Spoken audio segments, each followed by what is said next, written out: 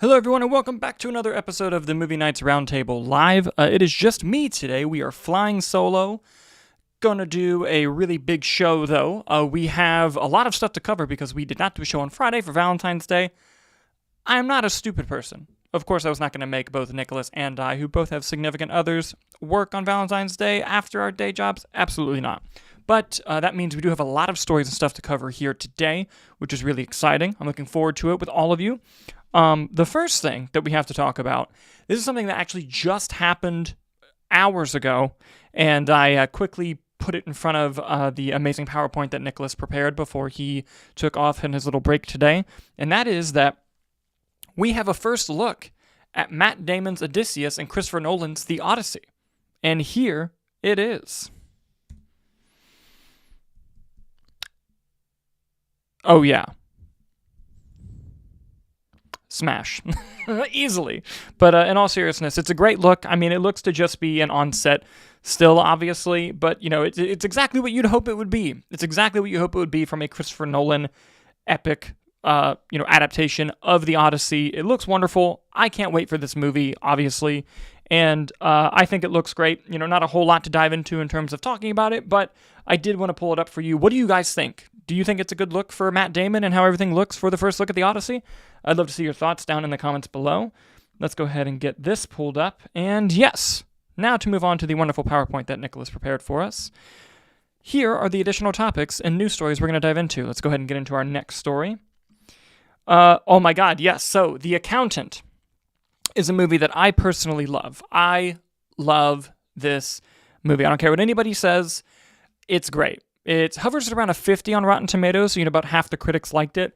But it was a movie that I really gravitated towards when it came out. I saw it multiple times in theaters. I got the DVD when I upgraded to 4K. I got the 4K. And, you know, it came out almost 7 or 8 years ago. 8 years ago. And it's one of those things where I've always wanted a sequel to it, but I never really thought we would get one. It didn't really seem realistic or likely. But not only are we getting a sequel, but they dropped a trailer. And guys, if you have not seen this trailer, it rules hard. It rules hard. And there's also a good look at the poster here. Find the Accountant is something that you see J.K. Simmons' character write on himself in the trailer for the second film. Ben Affleck is returning. Jon Bernthal is returning. Again, I could not be happier. I feel like this movie was solely made as a personal gift to me. It's just one of those things where they were like, someone up there was looking down saying, Dalton wants a sequel to The Accountant. Let's give it to him. And I'm forever grateful. I'm forever grateful because I adore this film. I believe Gavin O'Connor is coming back to direct as well. I'd have to reconfirm that. But I think Gavin O'Connor is an amazing filmmaker. He's directed films such as Warrior and Miracle. Again, amazing filmmaker. I believe he also directed The Way Back, if I'm not mistaken. And, you know, seeing him being able to do a film like this again is really exciting. And again, I am just really happy that the film exists, and I cannot wait to see it in April. It's going to be a very, very exciting time for me personally. Moving on to our next story, and this one came as a bit of a shock. As you guys know, Warner Brothers and HBO are rebooting Harry Potter into a television series where each season of the show is going to be reflected as a book in the series. And that's obviously very exciting for many reasons, but the most exciting thing is that we're now going to be getting casting announcements because they're going to start shooting, I think, in a couple of months, if I'm not mistaken. And originally, for the character of Dumbledore, we had heard that Mark Rylance was in final talks to play the role, but as some other outlets have reported, such as Jeff Snyder and others, Mark Rylance recently lost his wife. Obviously, it's a very tragic thing. He's in mourning. And because of that, they had to obviously go into a different actor, and surprisingly, an American actor, which is not something that we were expecting to happen for a legendarily British IP. But it looks like John Lithgow is in final negotiations to play Albus Dumbledore for this new Harry Potter series, which I think is a very interesting choice. We all know he's a great actor, but here's what we know so far from the Deadline article. Deadline is the source. You can find all the articles in the description below if you want to read them for yourselves, which I highly encourage. He's in final negotiations to portray the role. HBO declined to comment, which means it's true. And there's also just goes on to talk about how it's designed to run over for a really long time, and the showrunner is Francesca Gardner, and executive producer and director Mark Mylod, Casey Bloys, chairman and CEO of HBO and Max Content at the time of the announcement, called the show a faithful adaptation of J.K. Rowling's novels, which will dive deep into each of the iconic books, like as we mentioned before. But like I said, very surprising that this is going to be an American actor, which from what we understand about Harry Potter and how specific J.K. Rowling's company is and how specific she is, that she had originally said that it's going to be all British actors. And I don't think that the kids are going to be American. I think that would kind of be a step farther. But is this a sign that talks with J.K. Rowling are breaking down a little bit? Or is it just one of those things of, we auditioned a bunch of people, they've all passed, let's just get an American actor and you can deal with it if you're not happy about it. So, what do you guys think? Do you think that John Lithgow is a good choice to play Dumbledore in Harry Potter?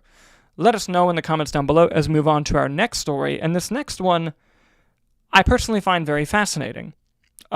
Months ago on the show, Nick and I had talked about the fact that there was a Friday the 13th prequel television series coming from A24. And this was a big deal because the rights to Friday the 13th have been up in the air for over a decade now. And it's the reason why you don't see any more Friday the 13th movies or Friday the 13th, really anything other than the game that they were able to make. And with those rights issues and everything, they finally announced they were making a TV show, and Brian Fuller, who was the showrunner of Hannibal, was going to come be a part of that show. Very interesting. Now, Brian Fuller kind of had a falling out with everyone. I don't know if he's still attached to the show. I believe they did a creative rehaul with it, if I'm not mistaken. But that show is still happening, and we have a first official member of the cast. And that member is the amazing Linda Cardellini. She has joined the Camp Crystal Lake, or Crystal Lake, I believe is the name of the show. Let's pull it up here. Crystal Lake series. And Linda Cardellini is very famous, obviously, for playing Velma in Scooby-Doo. Also very famous for being, I believe she's the wife of Hawkeye in the Marvel Cinematic Universe. I could be mistaken about that. But an amazing actor who's been around for a really long time. And this is taken from the Bloody Disgusting link, but I believe the first person to break the news was the Jeff Snyder newsletter, The Insnider, for those who want to kind of dive into the sources here. But what we know from everything so far is that it's a series from A24 and Peacock. It'll be probably shown as a Peacock original series. Cardellini is in talks to play Mrs. Voorhees, Jason's mother, which anyone who knows that franchise knows that is a huge role and a big responsibility for someone to come in and play that iconic role. We also know that it's described as an expanded prequel, whatever that means. I just believe it. Is it a prequel but longer because it's a show? Probably. And as I mentioned before, the franchise has been dormant for 16 years due to messy legal issues over the rights. And again, it's been more than messy. The whole rights issue with Friday the 13th has been wild, because I believe it's the original writer of the original Friday the 13th screenplay that claims to own a right to the films, but then a lot of the creators or the studio people are saying like, yeah, but in that version, you didn't have Jason's mask, you didn't have Jason as an adult, so you don't own the right to that. And then it just became like a whole thing that exploded. And, it's something that they're still arguing about today, which is kind of wild if you think about it, that they haven't been able to kind of get their shit together and figure this out. But I am glad that the show is at least moving forward. If they're casting, that means we're getting to a good point. So who knows? Maybe we'll be able to see Linda Cardellini do some great work in the Crystal Lake series. But what do you guys think? Do you think that Linda Cardellini would be a great Mrs. Voorhees for this prequel to Friday the 13th? Let us know in the comments as we move on to our next story. And this next story, also interesting. It also has a few updates from when we originally made this slide. Speaking of the slide, let's pull it up here. The Clayface movie now has a director shortlist. It's being written by Mike Flanagan, and it's already been greenlit. It's actually going to be shooting relatively soon, if I'm not mistaken. And Mike Flanagan cannot direct the film himself, unfortunately, because he has commitments to The Exorcist that he's going to be directing, and I believe he's doing a Carrie television series. So, obviously that's a big commitment that he can't, just do Clayface for. But he was able to write the script and get that script greenlit with DC Studios. But that begs the question, who's going to direct it?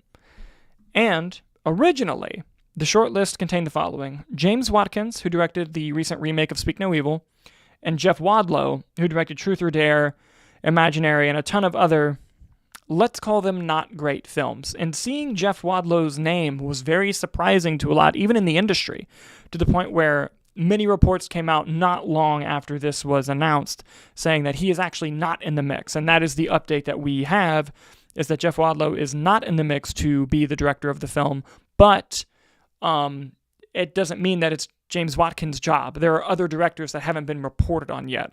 So we are going to find out who's going to be directing Clayface very soon. It's just going to be a matter of, probably we're weeks away from finding out, considering that movie's supposed to start shooting this year, and it releases in September of next year. We took a lot of this from the Deadlight article, but this was also talked about in the Jeff Snyder newsletter and a plethora of other sources if you want to check out the story for yourself. But, I find it kind of sad that Mike Flanagan's not going to be directing the film. And I know that he has his commitments, and I don't want to not see his other commitments. I'm sure he's going to fucking kill that Carrie series. His TV shows are amazing. I still haven't watched Fall of the House of Usher, but I've watched Midnight Mass and Hill House and Bly Manor. They're all amazing. I have no reason to think that he would not do well on that. I also think he is going to absolutely kill the Exorcist movies.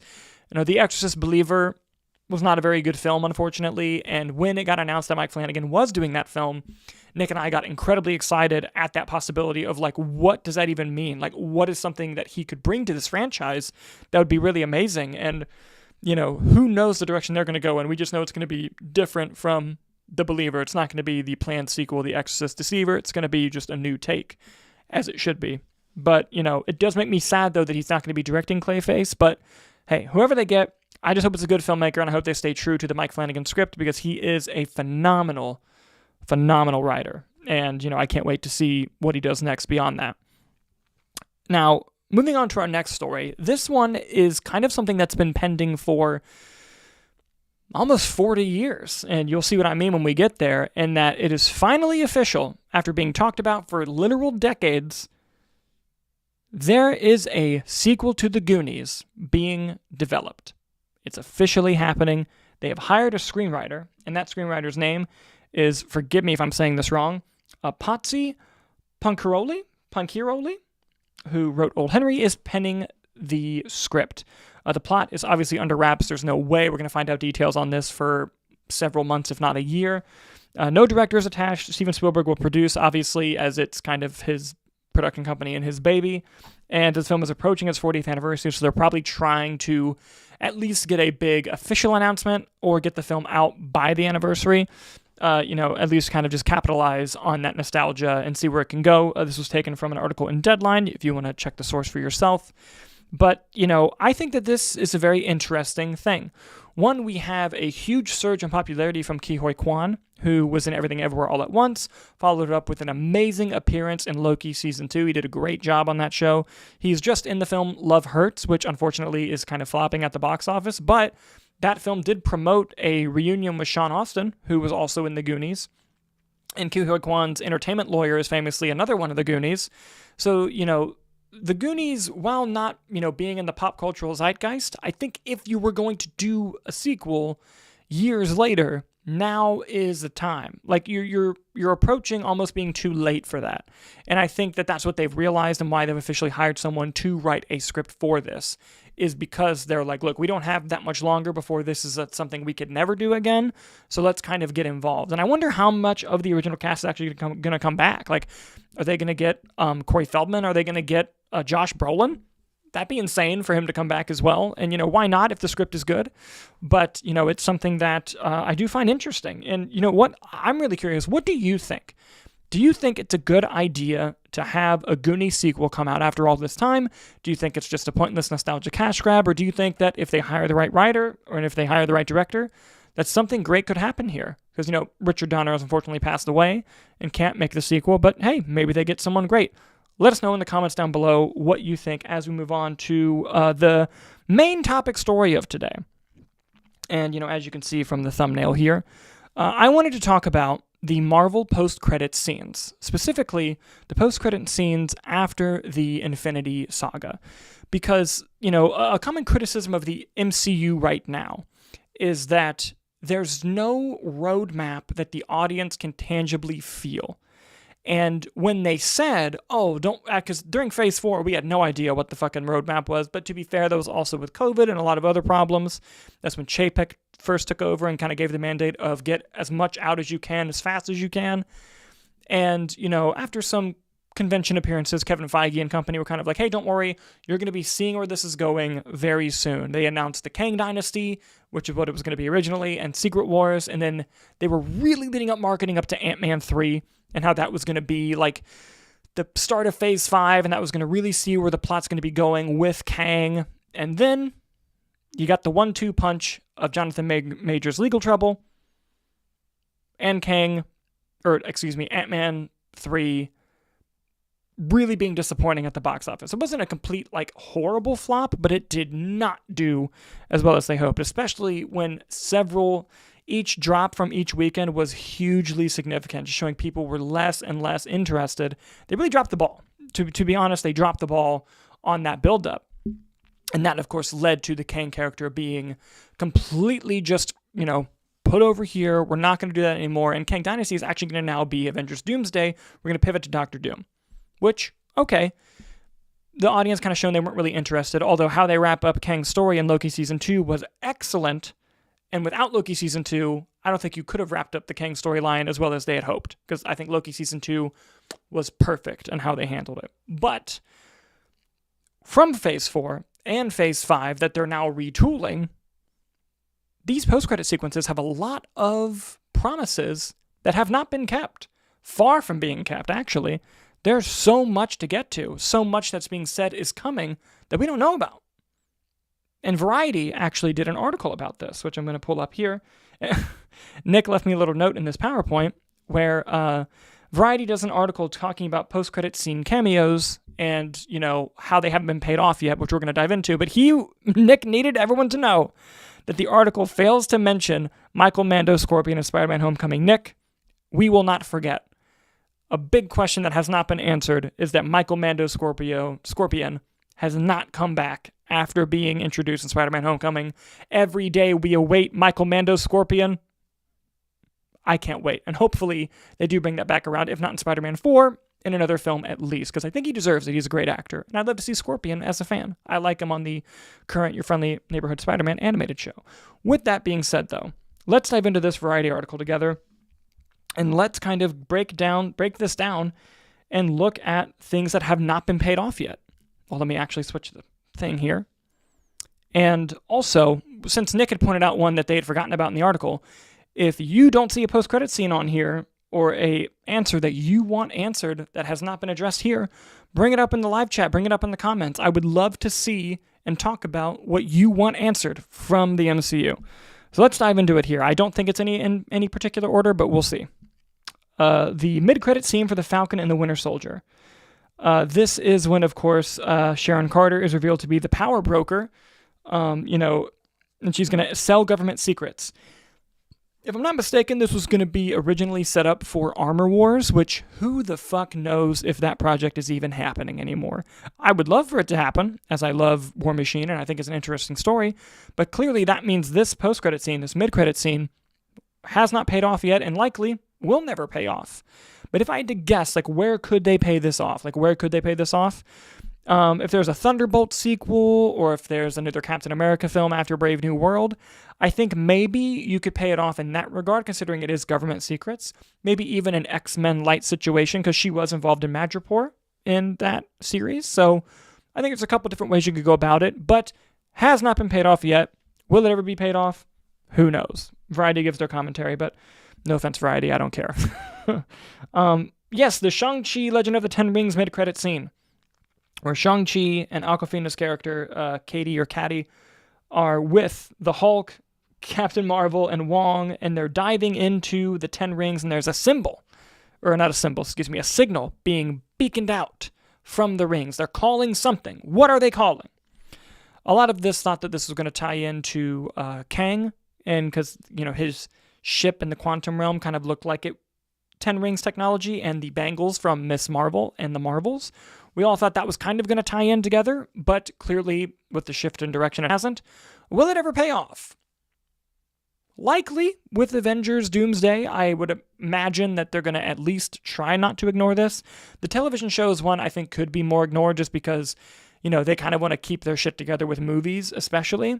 And I feel like as they hired a writer to go through Doomsday and go through everything, they're probably combing through these things going, we got to pay this off, we got to pay this off. And hey, we just saw with Captain America Brave New World, it took them 16 years to pay off the leader. So maybe we don't get this paid off anytime soon, but hopefully we get it paid off eventually. So that is another one that was not talked about. Speaking of Shang-Chi, the end credits scene, where it says that the 10 rings will return after Xialing becomes the new leader of the 10 rings.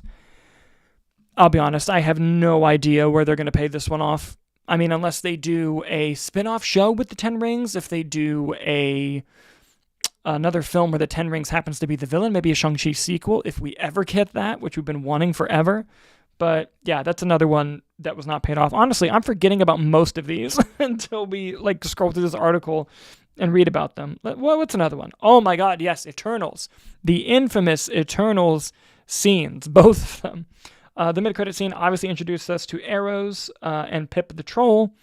Arrows, the brother of Thanos, Star Fox as his alter ego. Guys, who the fuck knows if this is going to pay off? I mean, originally, this was obviously going to be set up for an Eternals sequel, which it doesn't look like we're in the beginning, unfortunately, because I don't care what anyone says. I like that movie. I like Eternals quite a bit.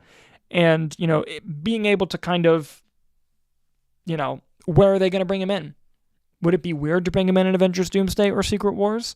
Do you just wait a long time and bring him back later? Do you hope this never happened? I'm still the one guy hoping that we actually get a fucking Eternal sequel. I would love to see that, and I would love to see this paid off in that. But what do you think in the comments, in the live chat? Where would this pay off? Where could we see this actually paying off? Let us know as we keep moving forward here. Of course, the other Eternal scene where Blade talks to Dane Whitman. We actually get Mahershala Ali's voice. Guys, the Blade movie. Talk about a fucking mess. So they announced it in 2019. I was in the room in Hall H at Comic-Con when they announced that. Awesome, blew the roof off. However, where is it? It's nowhere. They literally rebooted the DCU and we'll have the first Superman movie out before we get the Blade movie that they announced before the pandemic. But listen, with that being said, I think that if they're taking their time like this and we get a great movie, all is forgiven. All is forgiven for the wait. What would be shitty is if we waited this long and the movie's bad. That would be a bit unforgivable. But I have no reason to believe that the movie's going to be bad at this point. But in regard to this post-credit scene getting paid off, we're going to have to fucking wait till Blade or wait until we see more supernatural sides of the MCU like we did in Werewolf by Night, which still rules. Werewolf by Night still rules. I recently rewatched it. And the color version's fine, but the black and white version's way better. Watch the original Werewolf by Night if you're going to watch it. So there's that one. The Moon Knight mid-credit scene. Yes, I forgot about this, where we learned about the third personality, Jake Lockley, who then assassinates, Arthur, or Ethan Hawke's character, yes. I don't think we're going to get this paid off until we ever actually get to a Moon Knight Season 2 or a Midnight Suns, where we can get more of Jake Lockley. I like the Moon Knight show a lot more than people seem to like it. I mean, when it was airing, people were loving it, but I guess the big problem is that it ended so suddenly. And I also agree that it should have been way more than 6 episodes, but I still thought it was a really good show. I really liked this show. And, hopefully we can see this pay off with Jake Lockley, but, wouldn't you love it if it paid off in a random ass thing, like Hawkeye Season 2, if that ever happened, it's fucking Jake Lockley shows up. Actually, don't do that. That would be weird. Please just give us Moon Knight Season 2 or Midnight Suns or something. That's what we would prefer. Also moving on is Doctor Strange and Clea, played by Charlize Theron, in the Multiverse of Madness mid-credit scene. I think this is very clearly going to pay off in at least Secret Wars, if not Doomsday. I think this was always going to be the plan, to talk about incursions in the multiverse and whether it was going to show up in Kang or Secret Wars and wait till the second movie. I think this is going to be something that we are going to pay off. I think tangibly this will pay off, which does feel good. However, we've thought things were going to pay off a lot faster before, and, still waiting on a lot of those. Oh my God, here's another one I forgot about. Thor Love and Thunder mid-credit scene where we get Hercules, played by Brett Goldstein. I think if there's one that we'll legitimately never see answered, it's probably this one. I don't even think Brett Goldstein wants to do it anymore. My better half is asking in the live chat, is the second season of Moonlight greenlit? No, they have not greenlit a second season of Moon Knight. I would love it if they did, but it has not been greenlit. Who knows what the plan is. I think they're just trying to get through Secret Wars and kind of bury the multiverse saga so they can move on and do other and separate things. But going back to Brett Goldstein, does he even want to do this anymore? Like, this felt like an interesting idea when it had momentum, but Thor Love and Thunder just kind of killed all momentum for the Thor character as he currently is. Maybe, you can reboot it again with like a George Miller or a type of really gritty director and have it be awesome. What I love about the Thor character is that it can be reinvented like every so often, and it can lead to really cool things. But, Brett Goldstein is so successful on his own as a writer, as an actor, you don't really have to entice him to want to come back and do this. So I honestly think this one might never be paid off. I'll say it. And I thought we'd never see the leader again. I think this one might not be paid off. I agree. Hannah sad face. I want Moon Knight Season 2 badly as well. Ooh, here's an interesting one. Black Panther Wakanda Forever mid-credits scene where we get T'Challa Jr. or just T'Challa II, however they want. New T'Challa. T'Challa's son, also named T'Challa. First of all, what a great scene that was in that movie. But this one I think will obviously be paid off, if not in Black Panther 3, in another film. And we know that we're getting Black Panther 3. That is one that is officially happening because so many people have let it slip.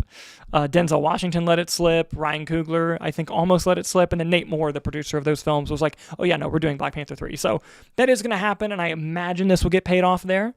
And we'll kind of see how that goes. And we might get something a little bit earlier in Secret Wars, maybe, but I think it'll have to wait until after that. But this will be paid off. This is another tangible one, like the Clea one, that I think will absolutely be paid off. Oh, guys, I mentioned the Brett Goldstein one never getting paid off. That's nothing compared to this. Oof, remember the Council of Kangs mid-credit scene in Ant-Man? I don't think we'll ever see this again. All played by Jonathan Majors. Boy, oh boy. Now, here's the weird thing. There are a lot of people who claim that, they need to wrap up the Kang storyline, or they need to address the Kang thing in a movie and explain what happened, whether maybe Doctor Doom kills Kang, which I think would be interesting, but they need to address it, They never wrapped it up. They did wrap it up. Loki Season 2 ended in a way where that could have been the end of the Kang story. Easily. And I think Marvel lucked out. Where this kind of, if you look at it from this perspective, it kind of wraps everything up. Great. Now, the argument there, though, is, are you really going to wrap up what was going to be your big saga villain on a second season of a Disney Plus show? Fair. You should at least maybe mention it in a film, or have Loki show up and talk about it in a film. But in regards to wrapping up the actual story, I think this wrapped it up quite nicely. Now, again, should it be addressed later? Sure. Because basically, spoiler alert for Loki Season 2 if you've never watched it. But what it essentially implies is that after they, solve the problem in Loki Season 2 and they, fix the TVA, they prevent it from being destroyed, they get a task force that's basically whose job is to go throughout the multiverse and take out the Kang variants. And when you find them, after it kind of shows them being successful, they're talking about hey, how's it going? They're like, good, we're hunting them down, and one got into 616 adjacent talking about Ant-Man, but they took care of him, and we're continuing it up, we're keeping it going, and it just kind of seems like, all right, we're gonna take care of it. And then in Deadpool and Wolverine, when we see the TVA again, they don't mention it. Now, obviously, a lot of this had happened with Jonathan Majors outside of that, in between that, but I feel like if you were going to address it again, you had a good opportunity, and you didn't. So, will they address it? Will they not address it? I don't know. But in terms of following up this scene, never. I don't think we'll ever see or hear about this ever again. Oh, this is an interesting one. This is one that I think we don't really need addressed. And this is the mid-credit scene for Guardians of the Galaxy Volume 3. It just shows the new team, and they're going to go be the Guardians of the Galaxy. Again, I don't think you need to pay that off. I think that kind of set as a fun little send-off to the new team, to where if they ever make a new Guardians of the Galaxy, then this is immediately paid off. But if you never make another Guardians of the Galaxy, this just serves as a nice epilogue or a conclusion. I don't think it serves as something that has to be, carried out story-wise, personally. Maybe others feel different. That's how I feel about it. Guardians, of course, had the end credit scene, which I think will also be tangibly will be followed up on, and that's the fact that Star-Lord will return was the kind of end title of Guardians of the Galaxy 3, and I believe Chris Pratt is contractually obliged for Doomsday or Secret Wars, at least one of them, so we're definitely going to get that followed up on, the fact that Chris Pratt returns, so that's interesting. That'll be fun. How often will he return? I don't know, but, it'd be like that sometimes. All right, Better Half in the live chat again is saying, why does Marvel do all of these end credit scenes without a clear plan of paying them all off? Great question. I think a lot of it has to do with, in the beginning, like in the early phases, and I'm actually going to tie this into a lot of the reviews for Captain America Brave New World right now, in that you see a lot of people who, whether they like or dislike Brave New World, a lot of them say, oh, it feels like a Phase 1 or Phase 2 Marvel movie. But then they're saying, why are they being harsher on it than before? And I think part of it might be because we knew the clear picture before. Like in Phase 1, 2, and 3, we knew where the story was leading to. We knew where it was going. So if there was a bump in the road, we were like, hey, bump in the road, but at least I know exactly where this puzzle piece fits in the wider picture.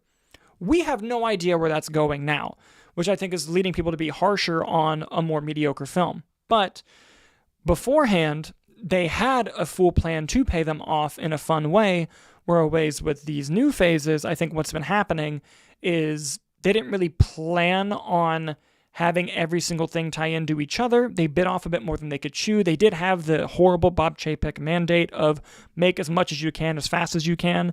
And then as soon as Bob Iger came back, Kevin Feige stepped in and reshot a third of Captain America 4 and then reshot like 3/4 of Daredevil Born Again. Maybe half from what I understand. But, I think it's just was a lot to juggle and they had to kind of get their shit back together once Iger came back. And also added up, since so many end credit scenes haven't paid off, I feel like the general public no longer believes in these end credit scenes and hold any weight. I think you're exactly right. And that's why they need to start paying these off so that they feel like they were earned when they sat after the credits for so goddamn long. Going back to the list, and this was a more surprising mid-credit scene, and that was in the Marvels, where we got Beast from the X-Men in another universe, and played by Kelsey Grammer again from the original X-Men films. And, I thought it was a really cool scene. I don't hate this movie. I mean, obviously a lot of people hate this movie, but, this is one that I thought was fun. And I definitely think we will see the Beast one be paid off in Secret Wars, considering we're supposed to get everyone and their mother in Secret Wars. But, putting that in the Marvels, did that work story-wise? Up for debate. But I did think it was an interesting scene, and I do think this one will be paid off eventually, yes. Hopefully in Secret Wars. If not, if they don't pay... This is the scene where if they don't pay it off, what a fucking weird stamp that would be on the MCU if they didn't pay this scene off, especially considering it was at Marvel's lowest point and all people have wanted to do is get to the X-Men. It would have been so odd. So odd to see that. And one that they mentioned is actually one that is about to get paid off, and that is the mid-credit scene in Echo, where we see Wilson Fisk, aka Kingpin, seeing an ad where TV pundits are talking about a mayor race for the city of New York, which we know in Daredevil Born Again, he is the mayor of New York, so that does get paid off. Echo paid off. What do you know? Thank you, Echo. We appreciate it. I don't hate that show, by the way. But, so that is one that is going to be paid off. But guys, we just did so many post and mid-credit scenes in the MCU that have not been paid off. Do you think they'll be paid off? Is there a scene, a project that you think a specific scene will get paid off in? I want to hear all about it. Give me your theories, give me your thoughts, give me everything in the comments, as, of course, we move on to the box office. Now, box office is interesting today because Nicholas did pull up both his, and Kyler's predictions from last week. And to everyone's surprise, all of us were wrong. But we were all close. But Kyler, credit where credit's due, Kyler was the closest. Here were the results. I had Captain America, Paddington, Hard Eyes, Mufasa, Companion. Nick had Dogman in 3, Hard Eyes in 4. Kyler had Companion in 4. Kyler came the closest. But Companion was not 4th in the actual, box office, which we're going to get into right now. Just give me a second to get my computer things together here. Yes, here we go. So, the actual box office. Captain America Brave New World did come in first. Let's zoom this in here. Captain America Brave New World did come in first with $87.8 million on the 3-day weekend. It'll probably be around $100 on the 4-day President's Day weekend. Paddington in Peru came in second, making $13 million in its first domestic opening weekend. It opened overseas much earlier, so we'll get into those totals soon. Hard Eyes, this is interesting to point out. Hard Eyes came in third, and it increased 19% from week 1 to week 2. That is awesome. Congratulations to Sony and Josh Rubin and Hard Eyes. That is cool. I'm going to butcher this pronunciation, and I apologize, but Nezatu, that is a Chinese animated film that made $7.3 million in its opening domestic weekend, coming in fourth. That's the one that Kyler got wrong. These things are hard to predict. And Mufasa did come in fifth, increasing 5% from week 8 to week 9, making another $4.2 million. A few other fun things to point out. One of Them Days also increased 5%, making $3 million in its fifth week, came in sixth. And Companion dropped 38% in week 3, making $1.8 million. It's already going to be available on digital soon, which is fucking bullshit. I hate when studios do this, but nonetheless, it is what it is. Let's go ahead and get ready to dive into a lot of these specifically. This is going to be fun. So let's look at Captain America. Captain America has made $180 million worldwide so far, and that is its reported budget, which means so far it's made just 1 times the budget back. It's made it back. The budget was higher, guys. Let's all be honest here. The budget was higher than that, but this is what's being reported. This is what we'll report on. That's the current budget. So far it's made it back. We'll have to see how it does in the coming weeks. Paddington in Peru, worldwide, has already made $128 million. As I mentioned, it was killing it overseas. Has made 13 domestic so far, and is at 1.7 times that $75 million and some change budget there. I think it'll hit profitability, no problem.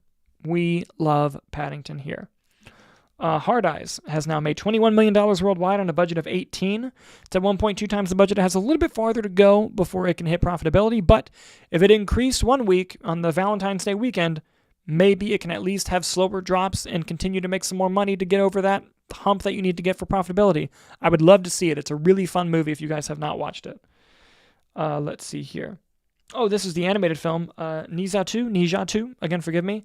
So, this is interesting to point out. The reported worldwide box office is over $1 billion fucking dollars, which is huge. But, and this is not me being a conspiracy theorist at all. China. Well, oh, of course, the camera has died. Everyone, please enjoy this box office page as I replace the battery. And imagine that there's fun music as I do this. I'm going to get this in record time. Watch this. Oh.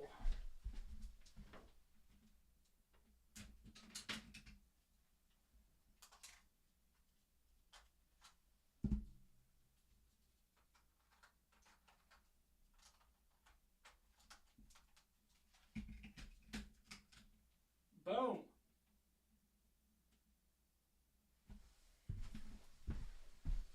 That wasn't too bad. If you're watching audio or watching on the playback, just skip ahead a little bit, It'll be fine. But, as I was saying about this movie, it's made over $1 billion, but in China, how they report box office numbers is not as regulated as the rest of the world, because let's just say they have a strict government. And normally, when they have an original film, their box office numbers are insane crazy, and the rest of the world, it's not just a me thing, the rest of the world kind of looks at those box office numbers and kind of goes, yeah, okay, which is why when you see other trades, other reporters, other territories not give records out to Chinese original films, it's because they kind of don't believe it actually made that much money. And I'm not saying that this movie isn't a huge success and that it hasn't made money. It probably has. But when it's a Chinese original movie being released in China, you have to take it with a grain of salt as to how much money is actually made. But according to them, big time money winner. Mufasa the Lion King is at $686 million worldwide, 3.4 times that budget, well past profitability now. That's not the result they thought they would get when it first opened, but hey, they have to be happy about this. And One of Them Days now has $43 million worldwide on a budget of 14. That's 3.1. That's profitability. I really hope it gets to 50. That would be really cool if they were able to do that. And, hopefully it can get released on physical media, maybe even get released outside the States and make some more money. It's a very funny original comedy if you guys still have not seen it. And Companion has now made $32 million worldwide. And you're probably thinking, oh no, what a flop. But on the contrary, $10 million budget, baby. 3.3 times that budget. That's profitable. And this amount, though, is probably why it's going to digital so quick. I still hate that. I hate when movies do that, when they go to digital right away, because it doesn't give it time to breathe. Well, it's a tough thing because it doesn't give it time to breathe in the box office and make the money that it could make when you train your audience that, hey, it's going to be available on demand soon. Just wait. But at the same time, if your movie's failing, it costs money to keep it in theaters. Should you pull it? Sure. But I also think that they played their hands back in the COVID pandemic when they were like, oh, we're going to make a deal that after 17 days we can pull it if we want to. And it's like, why'd you do that? You should not have done that. That was stupid. But regardless, that's where it is. And now we're going to get into box office predictions. And Nick actually left his. So let's see what Nick's predictions were for next week's box office. He has Captain America Brave New World repeating, Paddington in Peru repeating second, The Monkey in third, Unbreakable Boy in fourth, Hard Eyes in fifth. Ooh. All right, Nick. Here's what I'm going to do. I'm also going to repeat Captain America number 1. I'll go The Monkey number 2, Paddington number 3, Hard Eyes number 4, Unbreakable Boy number 5. Those are my picks. Will we both be wrong? Most definitely, but it's still fun to do. Guys, comment your predictions for the top 5 box office, and if you're right, we'll shout you out on the show next week. I apologize for the little camera battery thing, but we almost made it to the end. But we got it. We did it. We rocked the solo show, everybody. Thank you so much for watching live with me, and if you're an audio listener, thank you so much for doing so. Please consider watching us on YouTube as well. We will be back on Friday with another live stream, and guys, as always, thank you so much for watching, and we will see you next time.